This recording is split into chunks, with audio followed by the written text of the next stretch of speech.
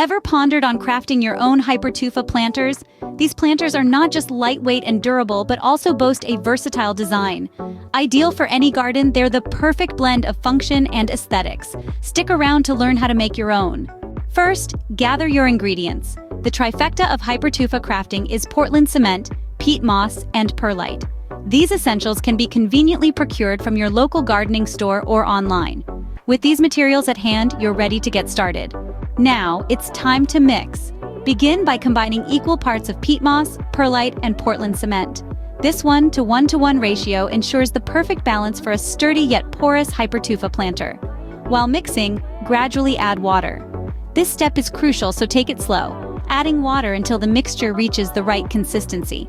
You're aiming for a texture similar to wet cottage cheese. It should hold together when squeezed but be easily crumbled. Remember, the mixture should be like a wet cottage cheese. With your mixture ready, it's time to mold your planters.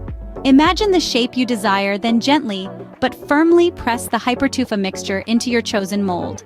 Be thorough, as this ensures any air pockets that may weaken your planter are eliminated. Don't rush, take your time to mold it, let your creativity flow. It's like sculpting a masterpiece, only with a gardening twist. Once you're happy with the shape, it's time to let it dry. Patience is key in the final steps. Let your planter dry naturally, a process that may take several days. After drying, initiate the curing process by soaking your planter in water. After the curing process, your Hypertufa planter is ready for use.